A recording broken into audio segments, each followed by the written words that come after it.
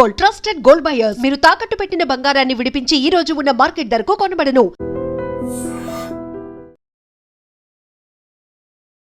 Hi, hello, నమస్తే, welcome back to iDream media. ప్రపంచంలో transformation phases అని కొన్ని ఉంటాయన్నమాట. ఇండస్ట్రీ రెవల్యూషన్ అని చెప్పేసి ఒకసారి వచ్చింది, గుర్తుందా? మిషన్స్, కార్స్ ఇవన్నీ వచ్చినప్పుడు చాలామంది మెకానికల్కి ఇంక జాబ్లు ఉండవు అన్నట్టు ఫీల్ అయ్యారు. కానీ తర్వాత ఏమైందంటే మోడర్న్ కార్స్ వచ్చే కొద్దీ కూడా దానికి సంబంధించి స్టడీస్ వచ్చాయి, మెకానికల్ ఇంజనీరింగ్ అని వచ్చింది, వాళ్ళు డెవలప్ అయ్యారు. అలాగే కంప్యూటర్స్ వచ్చినప్పుడు కూడా సేమ్ సిచ్యువేషన్. అకౌంటెంట్స్కి మిగిలిన వాళ్ళకి జాబులు పోతాయన్నారు, కానీ కంప్యూటర్స్ వచ్చాక కూడా జాబ్స్ పెరిగాయి. ఇలాంటి ఎగ్జాంపుల్నే ఎనలిస్టులు అందరూ చెప్తా ఉన్నారు ఆర్టిఫిషియల్ ఇంటెలిజెన్స్కి సంబంధించి. ఇదంతా ఎందుకు జరిగిందంటే రీసెంట్గా మీకు తెలిసే ఉంటుంది, చాట్ జీపీటీ, క్లౌడ్కి సంబంధించి అంటే ఆంథ్రోపిక్ కంపెనీ ఇచ్చిన క్లౌడ్ ఏఐ అనేది వచ్చాక సాఫ్ట్వేర్ జాబ్సే ఉండవు. ఒక సాఫ్ట్వేర్ సంబంధించి ఏదైతే జాబ్ వర్క్ ఉంటుందో ఒక డెవలపర్కి, అది ఒక ఏఐ టూల్ అనేది 5 మంది చేసే పని చేస్తుంది. ఇలాంటి రకరకాల ఎగ్జాంపుల్స్ వింటూనే ఉన్నాం.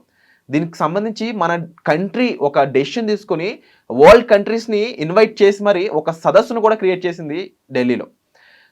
16 ఫిబ్రవరి 2026 నుంచి 20వ తారీఖు వరకు జరిగిన ఈ సదస్సులో పార్టిసిపేట్ చేసిన జియో పొలిటికల్ అనలిస్ట్ అయిన ప్రసాద్ పేకెట్టి గారు ఈరోజు మనతో ఉన్నారు. మరి ఏఐ వాళ్ళు నిజంగా జాబులు పోతాయా? దానికి మనం ఎలా రెడీగా ఉండాలి? ఇవన్నీ తెలుసుకుందాం. నమస్కారం సార్. నమస్తే అండి.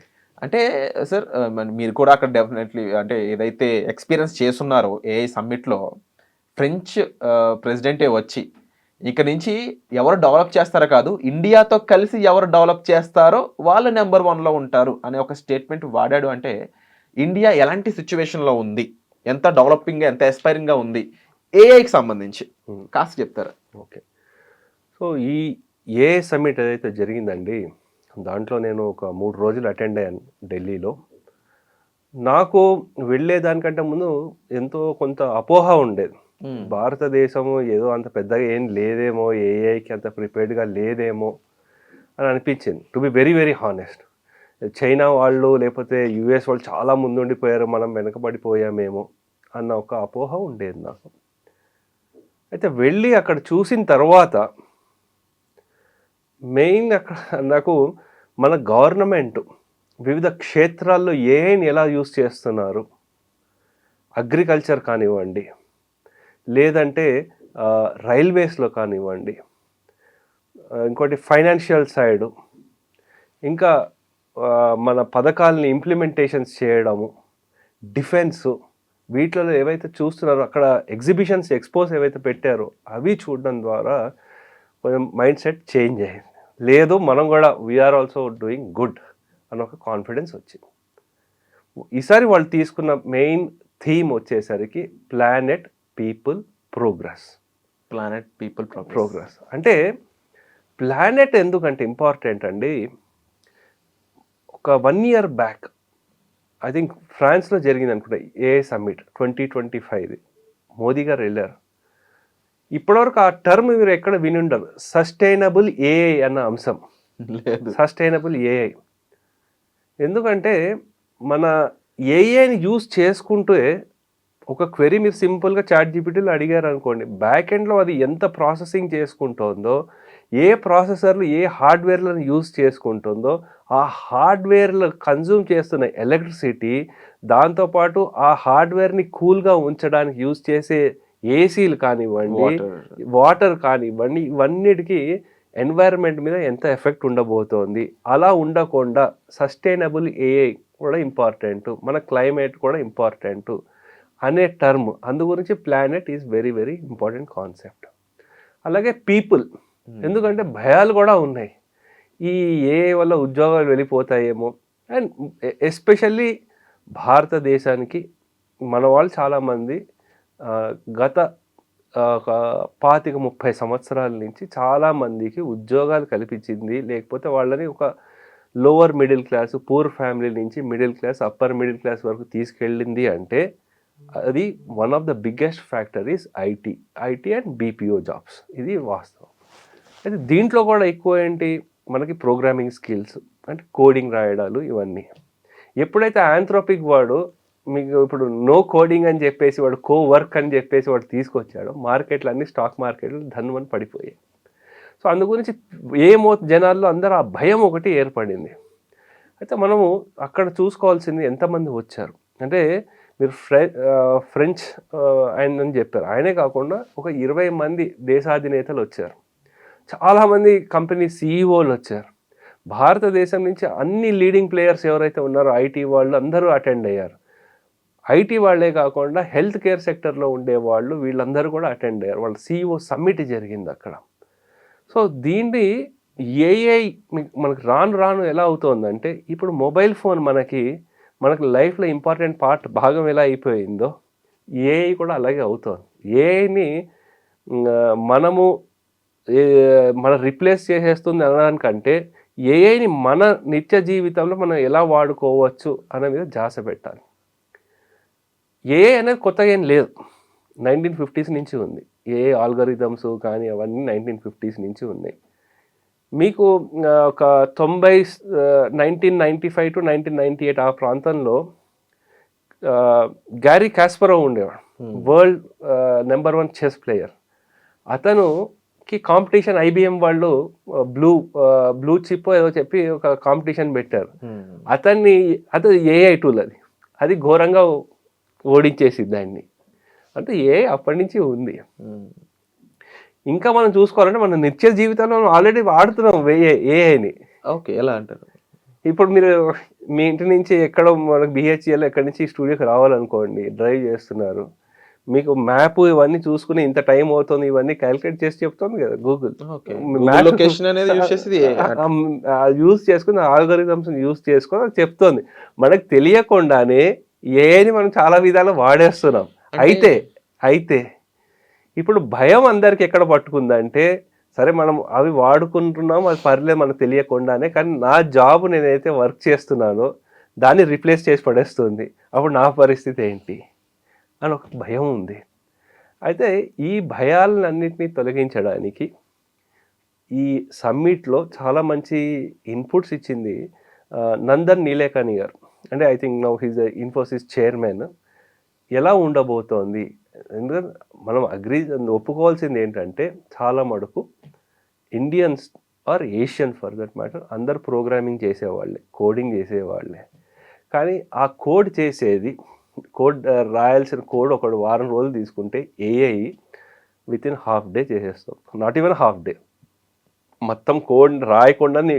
యాక్చువల్ టెక్నాలజీ ఎలా రాబోతోందంటే, ఇది నా యూస్ కేసు, దీన్ని ఇంప్లిమెంట్ చేయడానికి ఇలా కావాలి, దాన్ని నువ్వు డిజైన్ లేకపోతే దాని కోడ్ని డెవలప్ చేసుకోవడం, దాన్ని డిప్లాయ్ చేయడం, దాని అప్లికేషన్ రెడీ చేయాలంటే కూడా చేసేటట్టు ఉంది.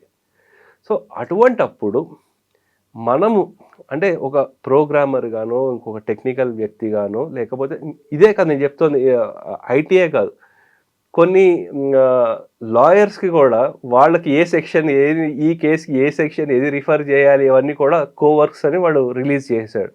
సో అటువంటప్పుడు ఏంటంటే, దాన్ని ఎలా యూస్ చేసుకొని మనం ఇంకా ప్రొడక్టివిటీ ఎలా పెంచుకోవాలి అని ఆలోచించే వాళ్ళకి డిమాండ్ ఎప్పుడూ ఉంటుందండి. అంతేగాని నేను నేర్చుకోను ముందు, నేను అంటే అఫ్కోర్స్ 20 years బ్యాక్ నా కంప్యూటర్స్ అంటే ఇష్టం లేదు, నేను కంప్యూటర్స్ తప్ప మిగతా ఏదైనా జాయిన్ అవుతాను అలా అన్నవాళ్ళే ఇప్పుడు ఐటీ జాబులు చేసుకుంటున్నారు. అలా చేసుకుని ఓకే, అది మనం ముందే తెలుసుకొని దాన్ని అడ్జస్ట్ అయ్యి దానికి తగ్గట్టు మనము అర్థం చేసుకుని నేర్చుకునే వాళ్ళకి మంచి స్కోప్ ఉంటుంది. అంతెందుకు, మ్యూజిక్ కంపోజిషన్ ఏఐని యూజ్ చేసుకుని చాలామంది మ్యూజిక్ డైరెక్టర్లు అయిపోతున్నారు, రైట్? లిరిక్స్ ChatGPT అంతా అంటే ఎవరెవరైతే ఫాస్ట్గా చేయగలుగుతారో, దానికి అడాప్ట్ అవ్వగలుగుతారో వాళ్ళకి అడ్వాంటేజ్ ఉంటుంది. లేదు మేము వెళ్ళాము అని ఏదో మనకి సముద్రం మీద కోపం వచ్చో లేకపోతే చెరువు మీద కోపం వచ్చో అక్కడ వెళ్ళకుండా అలాగే ఉండిపోయే వాళ్ళ పరిస్థితి ఏమవుతుందో మనకు తెలుసు. అంటే ఒక పెద్ద కంపెనీ ఉండే సార్ ఒకనొక టైంలో, నోకియా అని చెప్పేసి. అసలు ఫోన్ అంటే నోకియా అనే టైంలో కూడా నడిచింది ఒకనొక టైం. అయితే నోకియాలో ఏం తప్పు లేదు సార్, కానీ నోకియా లేదు ఇప్పుడు కంపెనీ, అంటే మొబైల్స్ పరంగా లేదు. ఎందుకు అని అంటే, వాళ్ళ కంపెనీ పర్సన్స్ ఏం చెప్పారంటే, మేము ఏ తప్పు చేయలేదు, కానీ మేము చేసిన తప్పల్లా అప్డేట్ అవ్వకపోవడం, అంతే సిచ్యువేషన్స్ తగ్గట్టు. కరెక్ట్. సో మరి ఇది ఇండియా కూడా వర్తిస్తుంది, అండ్ ఇక్కడ ఉన్న ఎంప్లాయీస్ కూడా వర్తిస్తుంది, అండ్ నెంబర్ ఆఫ్ ఇంజనీర్స్ మనకు బయటకు వచ్చే వాళ్ళు చాలా ఎక్కువ ఇండియాలో. Correct. What about the future? అంటే ఇప్పుడు గవర్నమెంట్ పరంగా చూసుకుంటే అండి, ఇన్వెస్ట్మెంట్లు ఎస్పెషల్లీ ఏఐలో ఆర్ ఏఐకి main power house processing units ఏవైతే ఉన్నాయో డేటా సెంటర్లు అవన్నీ ఇండియా ఇన్వెస్ట్మెంట్ చేస్తుంది, హెవీ ఇన్వెస్ట్మెంట్ చేస్తుంది. సో ఆ ఇన్వెస్ట్మెంట్లో వాటిలో చేస్తుంటే అది డేటా సెంటర్లు ఏవైతే వస్తున్నాయి, మనం ఆంధ్రాలో వస్తున్నాయి, గుజరాత్లో వస్తున్నాయి, మిగతా దేశంలో మహారాష్ట్రలో వస్తున్నాయి, చాలా ప్రాంతాల్లో వస్తున్నాయి. సో అవన్నిటి వల్ల ఆపర్చునిటీస్ అయితే క్రియేట్ అవుతుంది. అంటే అక్కడ డేటా సెంటర్ అంటే ఏదో టెక్నికల్ వాడికే కాదు, సెమీ స్కిల్ వాళ్ళకు కూడా అవసరం ఉంటుంది. అక్కడ ఏసీ టెక్నీషియన్స్, మెయింటెనెన్స్ అవన్నీ వాళ్ళకు కూడా ఉంటుంది. దాంతోపాటు చుట్టుపక్కల రియల్ ఎస్టేట్ కూడా డెవలప్ అవుతుంది. సో అది మెయిన్ అడ్వాంటేజ్. సో గవర్నమెంట్ చేస్తుంది ఏంటంటే ఇవే కాకుండా ఇప్పుడు ఈ డేటా సెంటర్ని సెటప్ చేయాలంటే కూడా మెయిన్ కావాల్సిన కాంపోనెంట్స్ చైనా నుంచి లేకపోతే తైవాన్ నుంచి ఇంపోర్ట్ చేసుకున్నాం. అలా కాకుండా సెమీ కండక్టర్స్ మెయిన్ ఇక్కడి నుంచి మనం ఇంకా డెవలప్ చేసుకుంటూ వస్తున్నాం. So we're transforming from a service based industry to slowly to manufacturing production based. So ఇది సమయం పడుతుంది, ఎందుకంటే మినిమం ఒక 10-15 ఏళ్ళు పడుతుంది ఇది. ఓకే. సో వెంటనే అయిపోదు కదా, నువ్వు ఈరోజు చేస్తున్నారంటే వెంటనే అవ్వదు. That is what transformation called. So దీంట్లో ఇప్పుడు తీసుకున్న డెసిషన్స్ మీరు 2015 ఆర్ 2016లో యూపీఐని ఇంట్రడ్యూస్ చేసినప్పుడు హేళన చేశారు మోదీ గారు. సరే మీ ఊర్లో ఎక్కడ కొంటే మీరు అక్కడ క్రెడిట్ కార్డ్ ఇవన్నీ పెట్టుకుంటారా అని అప్పుడు చిదంబరం గారు అన్నారు పార్లమెంట్లో. కానీ ఇప్పుడు ఏంటి, ఇప్పుడు ప్రతి షాప్ లో ఒక క్యూఆర్ కోడ్ ఉంటుంది. ఎప్పుడైతే యూపీఐలు ఇవన్నీ వచ్చాయో ఆ రీఇన్వెంట్ కాకుండా వీసా, మాస్టర్ కార్డ్ ఎవరైతే ఉన్నారో ఆ కార్డు వాడడం కూడా మానేశారు కదా. సో అందు గురించి ఏంటంటే కొన్ని విజనరీగా స్టెప్స్ తీసుకుంటున్నారు, ఇన్ఫ్రాస్ట్రక్చర్ డెవలప్ చేస్తుంది గవర్నమెంట్. కానీ అది ఇమీడియట్గా రిఫ్లెక్ట్ అవ్వకపోవచ్చు. కానీ మనకి చూసుకుంటే చాలా యూస్ కేసులు ఉన్నాయి. యాక్చువల్లీ బిఈఎంఎల్ వాళ్ళు మొత్తం కంటైనర్ షిప్స్ను ఎలా వస్తుంది, దాంట్లో ఏఎన్ ఎలా యూస్ చేసుకున్నాం, ఇది ఏంటంటే ఎనిమీస్దా లేకపోతే కార్గోదా షిప్పా, ఇటువంటివి తెలుసుకోవడం, ట్రాఫిక్ మేనేజ్మెంట్, హెల్త్ కేర్లో ఎలా యూస్ చేయొచ్చు. అలాగే రైల్వేస్ వాళ్ళు ఉన్నారు. సో ఏఐని వాళ్ళు వాడేస్తున్నారు, మనకి తెలియట్లేదు అంతే. మనం తెలియకుండా ఏదో చైనా వాడు మంచి చేస్తాం మనం చేయట్లేదు అనుకుంటున్నాం అంతేగాని. సో ఇప్పుడు ఇంకా ఉద్యోగాల విషయంలో ఏంటంటే అండి, ఒకటి సైడ్ నుంచి ఇంకొకటి వైపు ఉద్యోగాలు మారుతుంది. సో కోడింగ్ జాబ్స్ అవి తగ్గచ్చు, లేకపోతే ఆల్రెడీ మనకు బీపీఓ జాబులు చాలా తగ్గిపోయాయి. మీరు గమనిస్తే ఇప్పుడు బ్యాంక్ కస్టమర్ కేర్ కాల్ చేశారనుకోండి, చాట్ బాట్లే ఉంటాయి. ఒకప్పుడు ఒక 4-5 సంవత్సరాలు అలా ఉండేవే కాదు, వాళ్ళు వచ్చి ఫోన్ చేయడం అవి. అదే కాకుండా మనకు బజాజ్ ఫైనాన్స్ లేకపోతే ఇటువంటి కంపెనీ వాళ్ళు మాన్యువల్లీ ఫోన్లు చేస్తూ ఉండేవాళ్ళు. అది కూడా కాకుండా ఇప్పుడు డైరెక్ట్ మనకు కాల్ చేసేస్తుంది. సో అలా కూడా జరుగుతుంది. అంతెందుకు మనకి ఎలక్షన్స్ జరుగుతున్నప్పుడు మనకి మా పార్టీకి ఓటు వేయండి అని అంటున్నారు కదా, అవి కూడా చేసేస్తుంది. సో సరే వాళ్ళకి నెంబర్లు ఇవన్నీ దొరుకుతుంది, సరే ఓటర్ ఐడి ఇది ఉంది, సో వాళ్ళు ఫోన్ చేసేసి మీకు మీ బూత్ ఇక్కడ, మీరు ఓటు ఇది అని మొత్తం డీటెయిల్స్ మీకు వాట్సాప్లో మెసేజ్లు కూడా వచ్చేస్తుంది. సో అందు గురించి ఏంటంటే వీటిని మన ఏ రంగంలో ఉన్నామో దాన్ని ఎలా వాడుకోవాలన్నది ఇంపార్టెంట్ అవుతుంది అక్కడ. సో అందుగురించి ఇన్వెస్ట్మెంట్ బాగా జరుగుతున్నాయి. $270 బిలియన్ ఇన్వెస్ట్మెంట్ కమిట్ అయ్యారండి వావ్ ఈ ఏఐ సమ్మిట్లో ఇండియాలో రాబోయే ఏఐకి సంబంధించి. Definitely yes. సో ఇప్పుడు ఎవరైతే గ్రాడ్యుయేట్ అవుతున్నారో ఇంజనీర్స్, ఆల్రెడీ గ్రాడ్యుయేట్ అయ్యుండి జాబ్స్ కొరతలో ఉన్న ఇంజనీర్స్, వీళ్ళు ఇప్పుడు ఇమీడియట్గా తీసుకోవాల్సిన యాక్షన్ గురించి ఏమన్నా కొంచెం ఇన్ఫర్మేషన్ ఇస్తారు? అంటే ఇమీడియట్గా ఏం చేయాలంటే అండి, ఒకప్పుడు ఒక వ్యక్తి సివిల్ ఇంజనీరింగ్ చేసినా, మెకానికల్ చేసినా, ఏ ఇంజనీరింగ్ చేసినా ఐటీ జాబ్లను వచ్చేసేవారు గత అట్లీస్ట్ 3-4 ఇయర్స్ వరకు. కానీ ఇప్పుడు అలా ఉండలేదు, ఆ సిచ్యువేషన్ కాదు. మీరు ఏ సబ్జెక్ట్ అయితే తీసుకున్నారో దాని మీద ఇంకా మంచి గ్రిప్ తెచ్చుకొని దాంట్లో మంచి యూనివర్సిటీస్ నుంచి పాస్ అవుట్ మంచి తెచ్చుకుంటే గేటో లేకపోతే ఇప్పుడు యూఎస్ అంటారు, కానీ యూఎస్లో కూడా అంత పెద్దగా ఏం లేదు. వెళ్ళిన వాళ్ళు చాలామంది కష్టపడుతున్నారు. మంచి యూనివర్సిటీస్ నుంచి ఎక్కడ ఏ సబ్జెక్ట్ తీసుకున్నా సరే మంచి యూనివర్సిటీ నుంచి ఆ సబ్జెక్ట్ మ్యాటర్ ఎక్స్పర్ట్ ఉంటే వాడికి ఏఐ కాదు ఇంక ఏ వచ్చినా సరే వాడికి ఎప్పుడూ డిమాండ్ ఉంటుంది మార్కెట్లో. అయితే ఇంకోటి ఏంటంటే రాను ఎలా అవుతుందంటే నాలెడ్జ్ కంటే స్కిల్ ఇంపార్టెంట్ అవుతుంది. ట్రూ. ఓకే, సో నేను గోల్డ్ మెడలిస్ట్ అవుతాను కానీ నాకు Practical knowledge. ఈ ఈ మెషిన్లో నేను మెకానికల్ ప్రొడక్షన్లో నేను గోల్డ్ మెడలిస్ట్ మంచి యూనివర్సిటీ నుంచి వచ్చాను, కానీ ఈ మెషిన్లో ప్రాబ్లం వచ్చినప్పుడు నా సంస్థలో 30 ఏళ్ళ నుంచి ఉన్నారు, ఎలా చేయాలండి నేను ఆయన అడుగుతానంటే మరి నువ్వెందుకు ఉన్నావు అని అంటారు.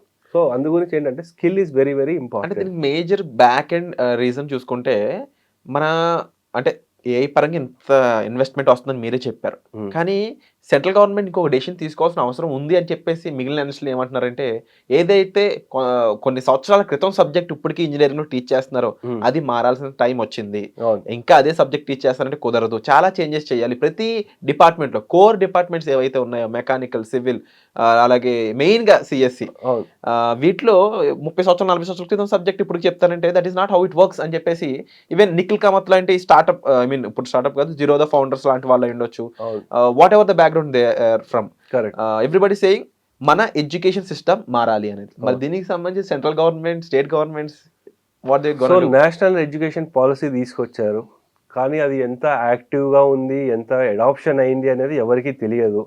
సో అందు గురించి డెఫినెట్లీ మన కరికులంలో ఇప్పుడు మారుతున్న ఈ ఎలా ఉన్న పరిస్థితులను బట్టి దాంట్లో కూడా చేంజ్ చేయాల్సిన అవసరం చాలా ఉంది. దాంతోపాటు ఎంటర్‌ప్రెన్యూర్‌షిప్‌ని ప్రమోట్ చేయాలి. నేను ఒక రిపోర్ట్ ఏం చదివానంటే ఒక యూనికార్న్ అంటే వాడు $1 బిలియన్ మార్కెట్ వాల్యుయేషన్ ఉండే కంపెనీ అవ్వాలి అంటే మనకి ఒక 2-3 సంవత్సరాల కిందట కొన్ని వేలల్లో మనల్ని రిక్రూట్ చేసేవాళ్ళు. ఓకే, రాబోయే 2-3 ఏళ్లలో ఒక యూనికార్న్కి 1 ఎంప్లాయీ 2 ఎంప్లాయీ కంపెనీస్ కూడా ఉండబోతున్నాయి. సో అటువంటి సిచ్యువేషన్ రాబోతోంది. అంటే వాళ్ళు ఎలా అవుతారు అంటే ఏఐలోనే కొన్ని ఏజెంట్లను వాళ్ళు డెవలప్ చేసేసుకుని మొత్తం ఏఐ చేసుకునేటట్టు వాళ్ళు చూసుకుంటారు. ఆ తెలివితేటలు ఎవరికైతే ఉంటుందో డెఫినెట్లీ వాళ్ళు అవ్వగలుగుతారండి. నేను అనుకోవడము ఏ వ్యక్తి అయినా సరే జీతం అంటే నేను డబ్బే సంపాదించాలి అన్నట్టు చదివితే అది ఎక్కువ రోజులు నిలవలేరు. ఓకే, లేదు నేను సబ్జెక్ట్ నేర్చుకోవాలి, దానివల్ల నేను సొసైటీకి ఇలా లాభం చేకూర్చాలి, లేకపోతే నా దేశానికి ఇది మంచి చేయాలి, లేకపోతే జనాల నిత్య జీవితంలో ఇలా సహాయపడగలను, ఇలా ఆలోచించి యూనిక్ కాన్సెప్ట్తో వచ్చిన వాళ్ళు ఎవరైతే ఉంటారో అండి వాళ్ళకి ఇనిషియల్ స్ట్రగుల్ అవుతారేమో, కానీ డెఫినెట్లీ వాళ్ళకి చాలా మంచి భవిష్యత్తు ఉండబోతోంది. ఎందుకంటే మనము అంటే ఓవర్ ద జనరేషన్స్ కూడా చేంజ్ అవుతూ వచ్చింది కదా. ఇప్పుడు మనకి ఇండిపెండెన్స్ వచ్చిన సమయంలో మన బిగ్గెస్ట్ ఛాలెంజెస్ ఏంటండి? జనాలకి తిండి పెట్టడం మెయిన్. ఎలాగో అలా మనకి వ్యవసాయం చేసుకుని ఏదో ఒకటి వాళ్ళకి తిండి ఉండేటట్టు చూసుకోవాలి. అప్పుడు ఆ సమయం తగ్గట్టు పెద్ద పెద్ద రిజర్వాయర్లు లేకపోతే ఇవన్నీ, తర్వాత గ్రీన్ రెవల్యూషన్ అని, వైట్ రెవల్యూషన్ అని ఇవన్నీ వచ్చింది. తర్వాత జీవనోపాధి వాళ్ళంతటా వాళ్ళ కాళ్ళ మీద నిలబడేటట్టు అదైన తర్వాత మళ్ళీ టెక్నాలజీ రెవల్యూషన్ వచ్చింది. ఐటీ జాబులు పుణ్యమా అని, లేకపోతే మన సెక్టర్స్ని ఓపెన్ అప్ చేయడం ద్వారానే. సో దాని ద్వారా ఏమవుతుందంటే నెక్స్ట్ వచ్చే తరాల లైఫ్ ఇంప్రూవ్ అవుతూ వచ్చింది. ఇప్పుడు ఒకప్పుడు నేను బిజినెస్ చేయాలని అనుకుంటే ఎందుకురా నాయన మనకు తినడానికి తిండి లేదు, నిన్ను చదివించడమే మాకు గగనం అయిపోయింది, ఏదో ఒక ఉద్యోగం వెతుక్కోరా, మనకు అంత అప్పులు చేసి ఇది లేదు. కానీ ఇప్పుడు నెక్స్ట్ జనరేషన్ ఉద్యోగం చేయాలంటే సరేరా నీకు అంత 10 లక్షలు 20 లక్షలు ఇస్తాను, నువ్వు ప్రయత్నం చేయి, నువ్వు ఫెయిల్ అయినా పర్వాలేదు, మనం ఇంకోటి ఏదో ఒకటి ప్రయత్నం చేసుకోవచ్చు తర్వాత అని చెప్పే ధైర్యంలో ఇప్పుడు పేరెంట్స్ ఉన్నారు. అందు గురించి మనం కూడా పిల్లల్లో కూడా వాళ్ళ శక్తి అంటే ఆలోచించే శక్తి లేకపోతే వాళ్ళకుండే స్కిల్స్ ఎక్కడ ఉన్నాయో పేరెంట్స్ మనం కూడా ఒక రిస్క్ తీసుకోవచ్చు. ఎంతో అంత 5 లక్షలు 10 లక్షలు వాళ్ళకి ఆ రిస్క్ తీసుకునే కెపాసిటీ ఇస్తే వాళ్ళు జాబ్ సీకర్స్ నుంచి ఎంప్లాయ్మెంట్ జనరేటర్స్ అయ్యే అవకాశాలు కూడా ఉంటుంది. ఒక వ్యక్తి ఒక 5 మందిని ఎంప్లాయ్ చేసుకున్నాడు అనుకోండి, అది కూడా అచీవ్మెంటే కదా. సో అది కూడా మంచి లైఫ్లో లెసన్స్ కూడా వస్తుంది కదా. సో మనకి అందరూ ఏ ఛాలెంజెస్ అంటున్నారు, ఒక ఛాలెంజ్ని ఆపర్చునిటీగా మార్చుకునే మంచి దివ్య అవకాశం ఇది. అండ్ డెఫినెట్లీ మీరు అడ్రస్ చేసిన విధంగా మనకి పాసిబిలిటీ ఉంది, ఆ ప్రాబిలిటీ ఉంది. యాక్షన్ అనేది ఒకటి ల్యాక్ అవుతుంది. యాక్షన్ తీసుకునే స్టూడెంట్స్ అయి ఉండొచ్చు, ఆల్రెడీ గవర్నమెంట్ యాక్షన్ తీసుకుంది కాబట్టి ఇన్వెస్ట్మెంట్ పరంగా అయి ఉండొచ్చు తనకు చేయగలిగే విధంగా. అండ్ మీరు అన్నట్టు ఎంటర్‌ప్రెన్యూర్‌షిప్ సంబంధించి, ఏఐకి సంబంధించిన లెర్నింగ్ అయి ఉండొచ్చు.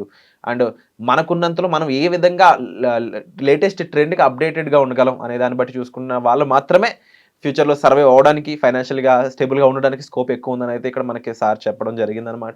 మరి దీని గురించి మీరేమంటారు తప్పకుండా కామెంట్ సెక్షన్లో మెన్షన్ చేయండి. And thank you so much for analysis. Okay sir, నమస్తే. And for more videos, Please subscribe to iDream. Please subscribe to iDream. Please subscribe iDream. And please subscribe to iDream. For more videos, subscribe to iDream. please like, share and subscribe to the channel. Congratulations, iDream. subscribe to iDream. Subscribe to iDream. So subscribe to iDream Media. iDream team అందరికి huge congratulations. Please subscribe iDream Media. Please subscribe to iDream. Subscribe iDream. Please subscribe to iDream. iDream అంటే నా కళల ఛానల్ను subscribe చేసుకున్న నోరు తిరుగుతలేదు, మీరైతే గంట గుర్తు కొట్టండి. For more such videos, please subscribe to iDream. Subscribe to iDream. Please subscribe to iDream. Please subscribe iDream Media. Please do subscribe to iDream. Please subscribe to iDream Media. For best entertainment and information, please subscribe iDream. And don't forget to subscribe to iDream.